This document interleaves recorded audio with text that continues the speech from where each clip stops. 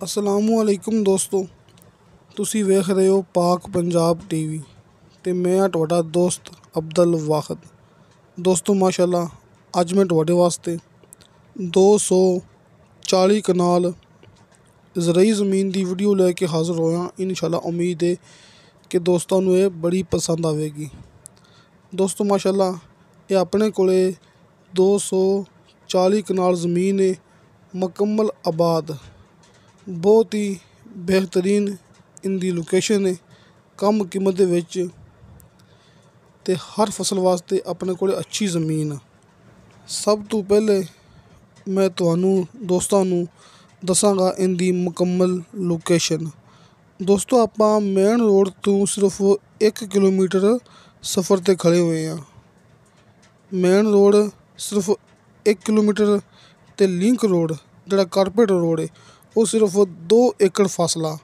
2 एकड़ तो बाद भरावां नूं कारपेट रोड मिलेगा तो उस तो बाद 1 किलोमीटर तो बाद मेन रोड मिलेगा। दोस्तों ज़िला जलम, तहसील जलम, माशाल्लाह रिहाइश वास्ते इत्थे बहुत वड्डा इंतज़ाम किया गया है।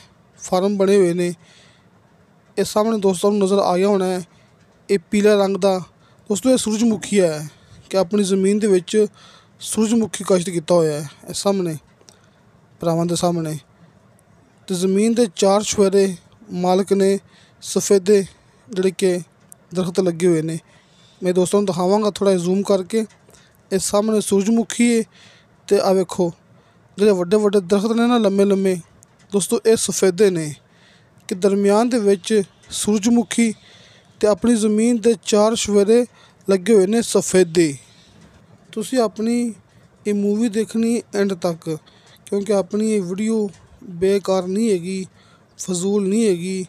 मैं भरावां नूं फिर दस दिना कि ज़िला जलम, तहसील भी जलम, मेन रोड तो सिर्फ 1 किलोमीटर सफ़र है ते 1 किलोमीटर तो कारपेट रोड आ रहा है।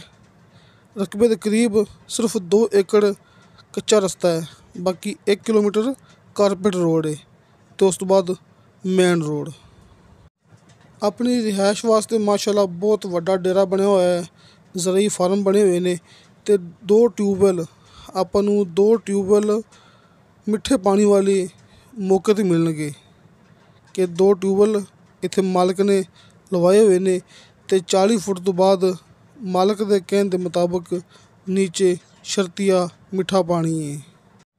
ये रास्ता सिर्फ चंद एकड़ कच्चा है।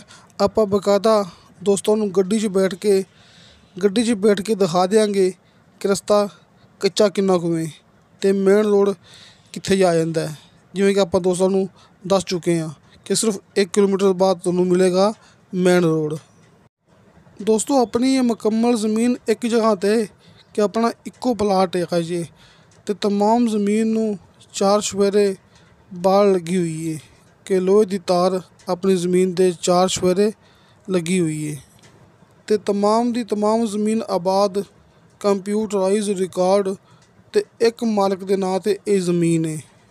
इस तो इलावा बिजली वाला ट्रांसफार्म मौके ते मौजूद है कि ट्रांसफार्म मालक ने माशाल्लाह स्पेशल रखाया है, दोस्तों नूं मौके ते मिलेगा। ये आपां दोस्तों नूं दिखा रहे हैं रास्ता जिहड़ा कि अपनी ज़मीन वाल जा रहा है ते गड्डी इस टाइम कारपेट रोड ते चढ़ गई है। आ वेखो आपां कारपेट रोड ते जा रहे हैं ना, तो सिर्फ 1 किलोमीटर बाद जलम मेन रोड है, वड्डा मेन रोड। ते दोस्तों इस ज़मीन की डिमांड की है मालक ने फी कनाल के हिसाब नाल 2 लाख रुपया।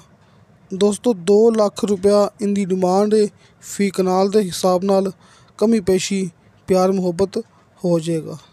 दोस्तों नूं सामने स्क्रीन ते डॉक्टर साहब दा, क्योंकि आपां नूं वीडियो सेंड की है डॉक्टर साहब ने जिहड़े कि मौके ते मौजूद ने तुहानूं इस ज़मीन दा विजिट कराणगे। उन्हां दा WhatsApp number and call number सामने स्क्रीन ते मौजूद है। तुसीं इस नंबर ते कॉल भी कर सकदे जे, WhatsApp ते मैसेज भी कर सकदे जे। ते दोस्तों इंशाअल्लाह ताला बशर्ते ज़िंदगी बा फज़ले खुदा मिलांगे अगली वीडियो ते। अल्लाह हाफिज़।